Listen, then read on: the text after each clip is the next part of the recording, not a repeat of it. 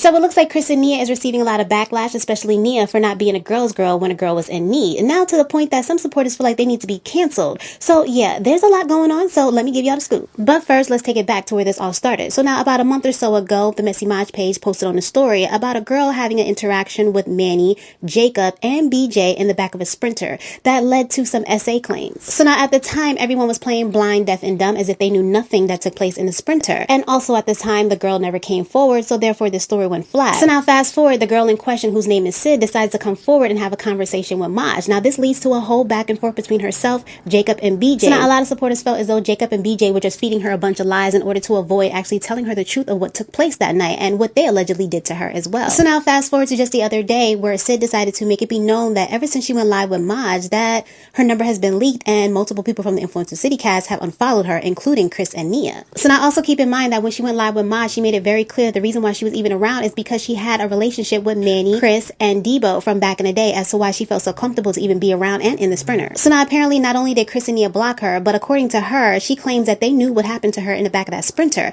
but they were told not to say anything. So she exposes some of this in her comment section. So she goes on to say, Chris, Nia, and Debo all knew. Let's talk about it. And as a girl, no matter what Manny told them to say or not say, Nia should have came to me and told me, especially since I was sleeping in the same house. And then she left another comment stating, Nia kept staring at me up and down whole time I was in Houston on my mama, let's talk about it, but she didn't tell me nothing, too worried about if I was looking at her dude or not. So now, what do y'all think about this? Let me know in the comment section down below. So now, the reason why this is rubbing a lot of supporters the wrong way is because for the longest time, a lot of supporters wanted to know who knew about this but kept it a secret. And now that Chris and Nia's name is being brought into it, they're not feeling it. So now Nia has been receiving a lot of backlash because she comes across as a girl's girl, but according to what Sid is saying, she didn't even look out for her or tell her what had happened to her. So now, as I said, a lot of supporters feel a way about this. Now you have those that support Chris and Nia who feel as though Chris and Nia never would have kept a secret like this. And then on the other hand, you have supporters that feel like it's insane that she would know about this but wouldn't speak up. And then there's this comment right here. Judging by the way that Nia defended Chris when he was acting like he didn't want her and defended Manny when he was disrespecting her, I think she'd know and not say anything. I don't know. They all still be around Manny and them after the situation got out. It gives pick me or ignore it till it's me type vibes. So y'all let me know what y'all think about that in the comment section down below because I find that comment interesting. I don't know. So now also keep in mind that Chris and Nia at the current time has not spoke up about any of this. They have not said anything regarding the situation.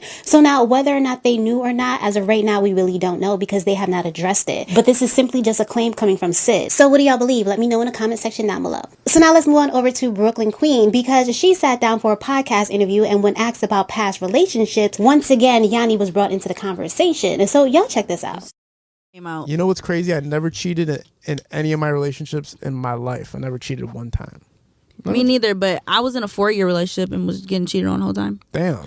And then we broke up, but he was like still around, like he was still cool.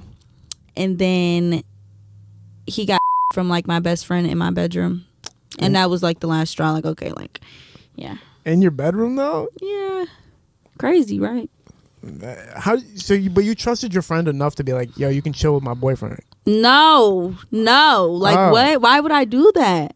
I mean, how else did they end up in your bedroom? Bro, it was just like, it was Cinco de Mayo and, you know, everybody was like getting turned. So now, of course, a lot of supporters feel a way about Brooklyn still talking on Yanni as well as telling the story as if it was facts. And that's simply because she herself admitted that she was not in the room and she does not know what truly took place between her ex and Yanni. And that's simply because Yanni claimed that this was SA while her ex claimed that this was consensual. So let's take it back a bit. Till this day, I don't know what the truth is because I wasn't in the room. So y'all can't even ask me anything about that situation because I physically wasn't in the room. I didn't see anything with my eyes. So y'all can believe whatever side of the story y'all want to believe because it's always going to be two sides of a story.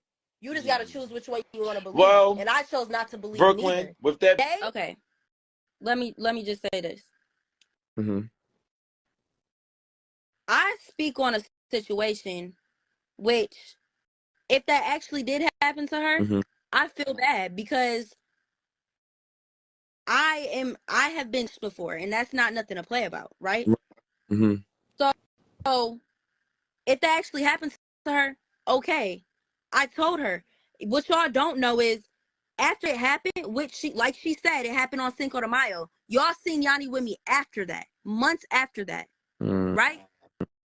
I took her side.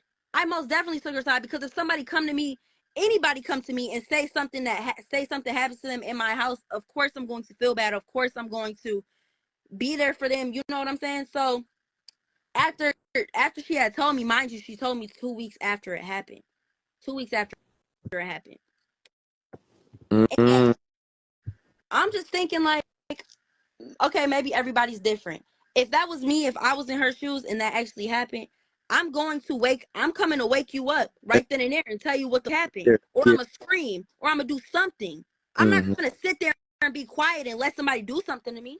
So did Chucky ever address this? Like, did he ever even talk about it? Like, yes, I've talked to him after the fact because okay, I'm just gonna spill all the right here. I'm tired of people saying that I'm taking sides and I'm this and that. I'm not taking nobody's side. Like I said before, and like I will keep saying, I wasn't in the room when it happened. But at the end of the day, something happened in my room with two people that I actually cared for. So I don't, if her story is what happened or if his story is what happened, something happened and I'm still hurt, whichever story happened. You get what I'm saying? right. So now y'all let me know what y'all think about all this in the comment section down below. Do y'all think it's time for Brooklyn to wrap this up, or is it fair game for her to tell her story however she pleases? Y'all let me know in the comment section down below. So now this is what I will say. It seems as though this Yanni chapter is going to be a part of her life story because it somehow seems to be a highlight for her because she won't let it go. So now aside from all of that, some supporters are doing simple math and realizing that if she was in a relationship with Chucky for 4 years, that means majority of the time, if not all of the time that she was over there doing content with Debo and all of social media was shipping them, that she was in a whole relationship. So basically all of that was fake and just content on her end. While Debo on the other end was getting a lot of backlash from supporters for apparently not taking her seriously. Well, how could he if she was in a whole relationship, unbeknownst to all of social media and maybe him? Alright guys, so that's all I got for this video, so I'll catch you next time with some more scoop. Please like, comment, share, and subscribe. Thanks!